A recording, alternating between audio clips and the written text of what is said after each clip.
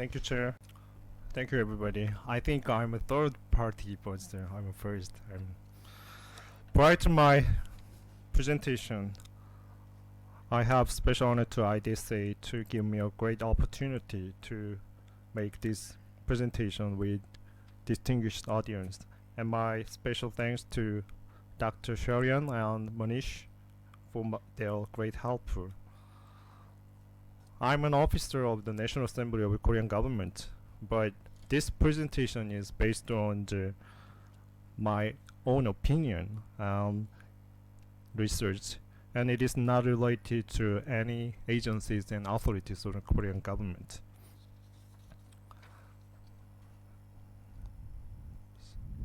As you know, Korea has suffered so many cyber attacks and accidents.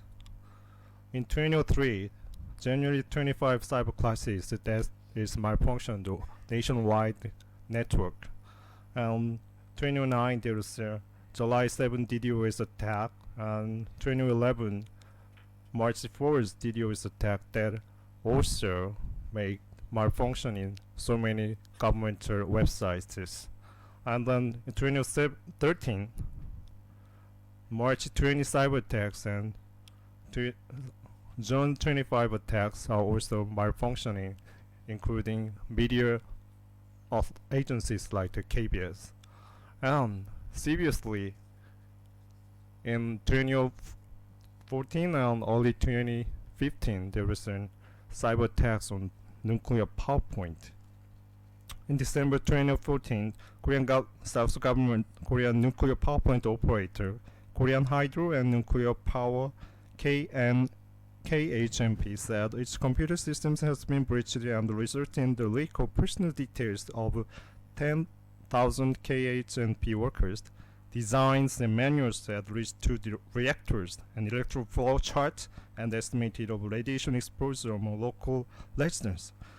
The cyber attacks were made between December 9 and 12 by sending about 6,000 phishing emails containing malicious codes about 3,050 employees of the nuclear power plant to operator. These malicious codes used for the nuclear operator hacking were the same in the composition and working methods as the so-called Kimsky that the North Korean hackers used. Fortunately, control systems and nuclear plants have not been harmed by the cyber attacks by hackers, but nevertheless, KHMP is increasing its security efforts defending against the possible additional attacks. The hacker could not have access to classified information because its initial service has been isolated since 2014. No critical data was disclosed, and the emails, which also aimed at obtaining remote control access of computers, were largely unsuccessful. Therefore, South Korean government has concluded that the hacker has an intention to cause confusion into Korean society, and the prosecutors said North Korean hackers were responsible for repeated disclosure of information, including blueprints of South Korean nuclear reactors, gleaning from cyber attacks, as well as threat to extort money and destroy the nuclear facilities. These actions Under this extent, Korean society has been under great shock and realized cybercrimes would be great damages by malfunctioning nuclear power plants, which could could result to cause actual casualties of ordinary persons. As I said before, North Korean cyber attacks severely happened in Korean society. Suffering a shrinking economic situation, North Korean government have been starving to encouraging cyber attacks because it has been cost-benefit asymmetric measures causing confusion in international society, including South Korea and US. Furthermore, even the cyber attacks turn out arising from North Korea, it would deny it, and it argued that it shall be supported by clear and convincing evidence. To combat cyber attack more systematically, North Korean government established the Unit 121, compromising both an intelligence component and an attack component. The Unit 121 has about 3,000 experts who has trained and exercised cyber attacks. North Koreans have also developed computer network operation and logic bombs. North Korea have committed cyber attacks using internet game site hiding hacking tools. As I said before, lots of cyber attacks caused by suffering in South Korea is traced to be related to North Korea. There's also personal data disclosures cases we have suffered. There are so many personal data disclosure cases, especially in 2014, an employee from personal credit rating firm Korea Credit Bureau (KCB) has been arrested and accused of stealing the data from customers of 3 credit card firms while working for them as a temporary consultant, which made that the personal data of at least 20 million bank credit card users in South Korea has been leaked. The stolen data including customers' names, social security numbers, phone numbers, credit card numbers, and expiration date. That is the key personal information. This case are now pending on the district court and appeal courts in South Korea. There's a statistics of cyber crimes. It can be readable. But the digits are so small. I'm sorry. The cyber crimes increased in Korean society, and the Korean police agencies do their best to arrest the cyber crime features, but it's very difficult to arrest them because it seems likely disease arrest cases result from the difficult to trace newly developed cybercrime tactics and technologies, and it is very difficult to arrest and prove the cybercrime felons. Lack of expert officers in cybercrime at national police agency also make it difficult to arrest cybercrime felons. And the types of the cybercrime is like this table. And then such a type is the hacking and virus, internet fraud, cyber violence, illegal website operations, illegal copying and sales, and others. The National Police Office classified these types of the crimes as a cybercrime. Although there is no official statistics, the total loss resulting from cybercrime in South Korea was estimated annually to 4.87 billion US dollars. Nowadays, newly developed cyber financial crimes also developed, such as you see, phishing, SMS phishing, memory hacking, and palming. Phishing is the attempt to acquire sensitive information such as usernames, passwords, and credit card details, often for malicious reasons, by masquerading as trustworthy entities in electronic communications. After opening a fake email card using list of specific month, a victim would click fake internet site and insert total digits of the security card. The victim's money in his bank account would be transferred to the hacker's account. SMS phishing or smishing is a form of criminal activity using social engineering technologies for text messages on cell phones, sending fake coupons and invitation letters. Recently in Korea, the stolen data by smishing should be used in mine address, phone numbers, photos, authorized certificates, and other personal information stored in the victim's smartphone. This kind of personal information will be used in other cyber financial crime. Memory hacking is one of the new cybercrime intended to insert malicious codes to data in PC memory without any proper authority, by which the bank security program was malfunctioned and money in bank accounts was withdrawn. A hacker would insert malicious code to data in PC memory in a victim. A malicious code showed error signs to the victim when he tried to transfer his bank memory with internet banking. After the victim retried the transfer several times, the malicious code could send total digits in the security card and make notice the whole digits to the hacker. Then the hacker can take the victim's money. Palming is a cyber tag intended to redirect a website traffic to another fake site. Palming can be conducted either by changing the host's files on the victim's computer or by exploiting of the vulnerability in DNS server software. In Korea, 184 victims' financial information was stolen by palming, and the victim's authorized certificate was reissued, and $130 billion were withdrawn by the hacker.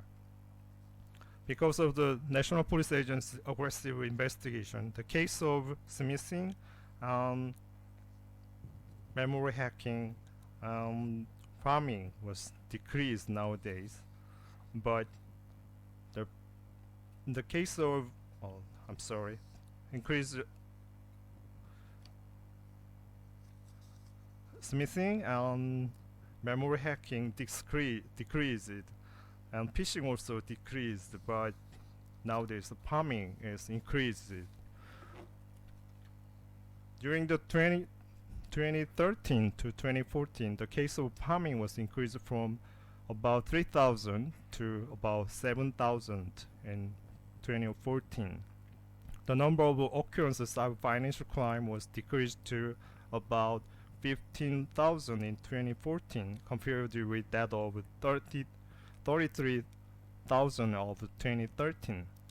Third, through these statistics, the loss arising from palming was increased, which increased the total loss arising from cyber financial crimes. Korean government have great tactics and policies plans to responding these cyber crimes and attacks. Importantly, you can see that these timetables. Korean government acknowledged cybersecurity was one of the main factors to enhance national security. In the National Security Strategy 2014, cybersecurity was emphasized.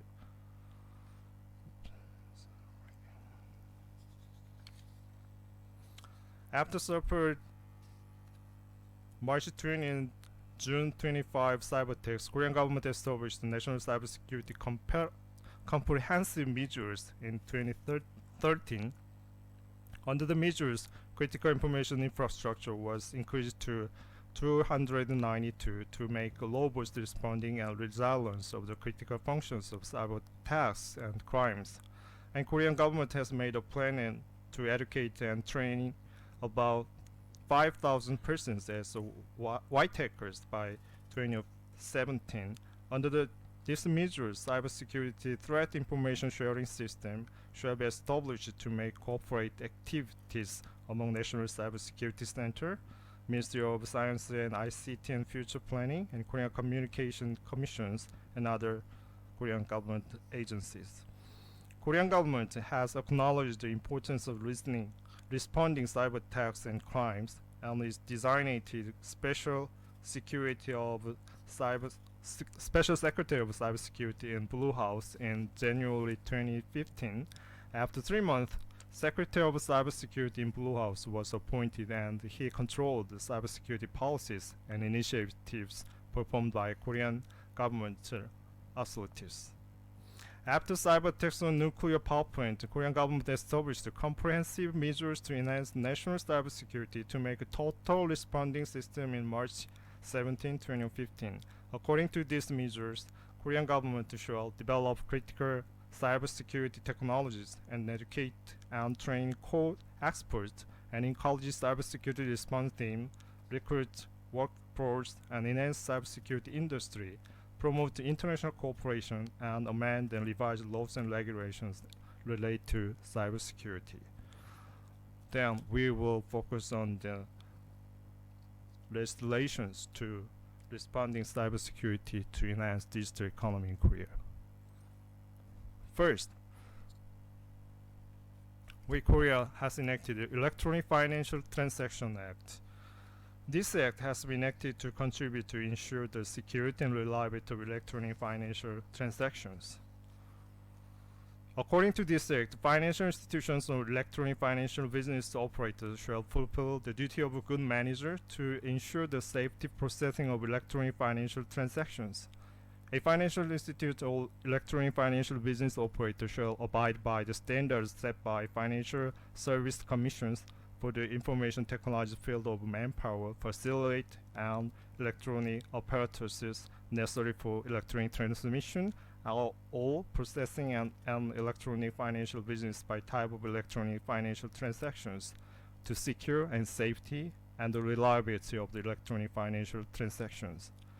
The FSC, Financial Service Commission, may determine the standard necessary for the use and other authorization methods of the authorized certificate to secure the safety and reliability of electronic financial transactions. Financial institutions or the electronic financial business operators shall appoint a Chief Information Security Officer to be responsible for the managing electronic financial business and information technology security, which forms the basis of electronic financial business.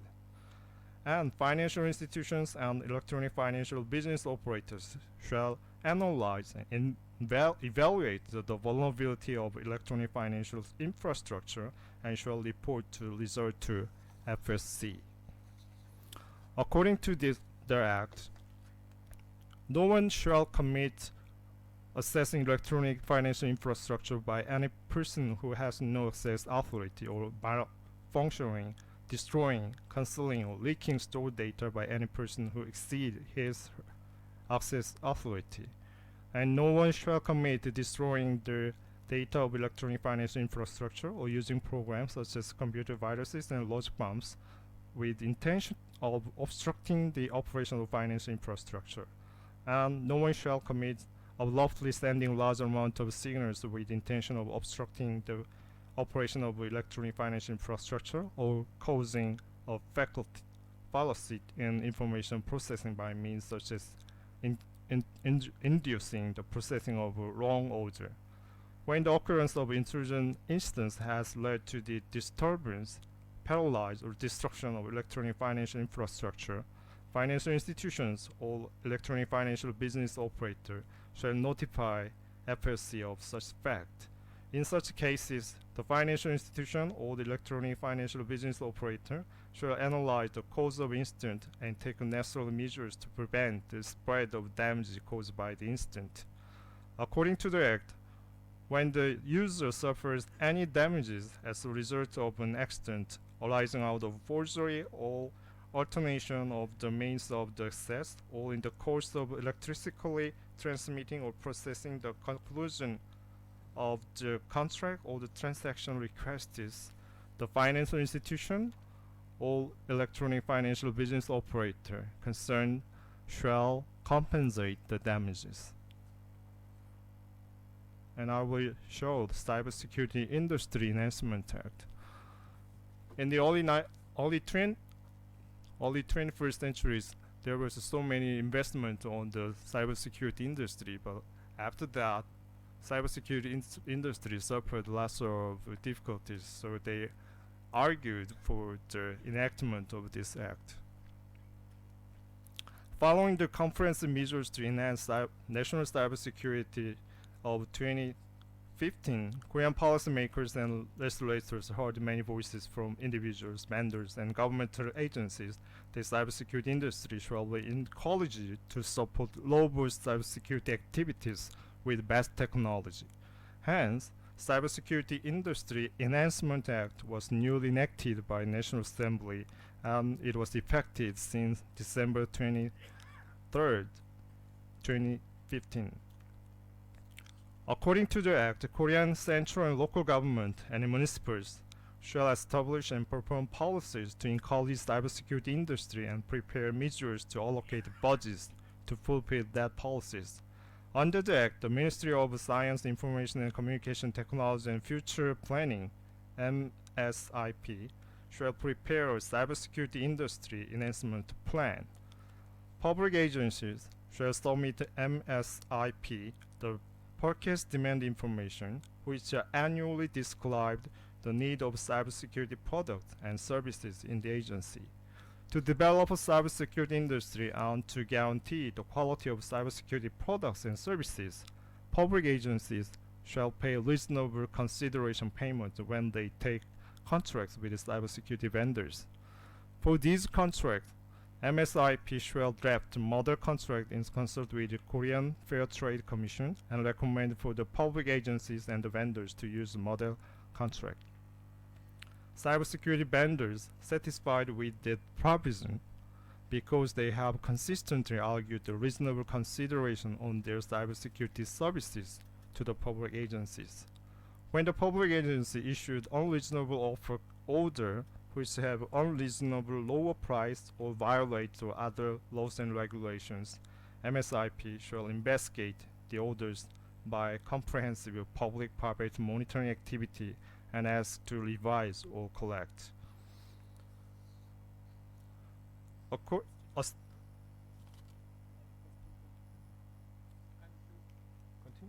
May I request you to conclude, please? I see. I'm sorry. I need. Assessing agency registered MSIP shall have assessment on cybersecurity preponderance to internet service providers on online intermediaries. Korean government shall have technical or budget assistance necessary needed to perform an assessment to the registered assessment agencies. So assessment agencies shall have checked the preponderance of the cybersecurity on the public agencies. We also enacted the Personal Information Protection Act. As I said before, there were so many cases on personal information disclosed. But as you know, the negligent tort case, the plaintiff shall prove their duty and breach of duty and causation on the damages. In the auction case, auction ISP violated leak disclosure personal information there is on the issue, and then Korean Supreme Court said auction ISP has no negligence because they followed the government orders.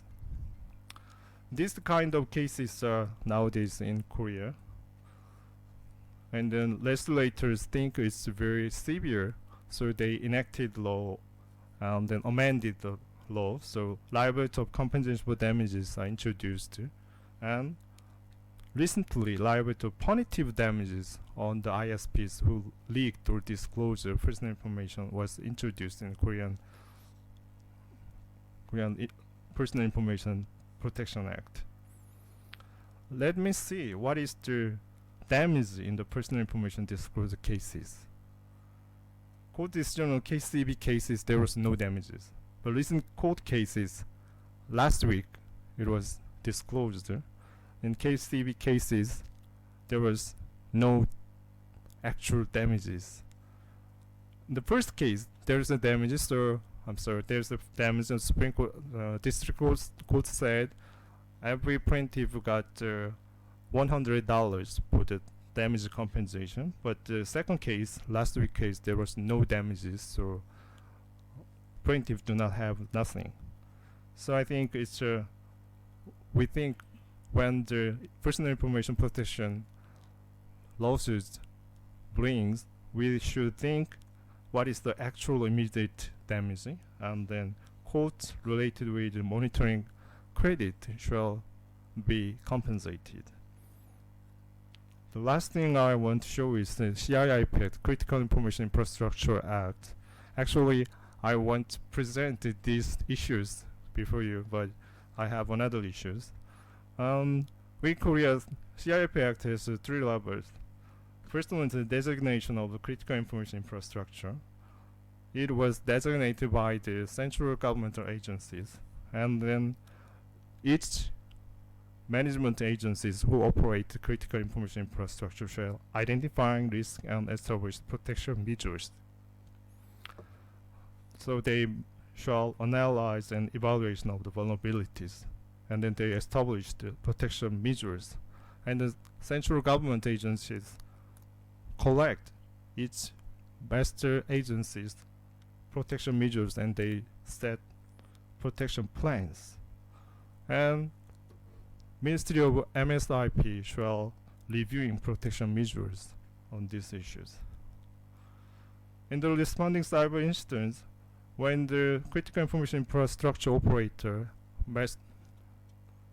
management agencies have suffered cyber incidents, they shall give notification and they shall make resilience measures, and the government shall take technical assistance. This is the CIIP structure in Korea.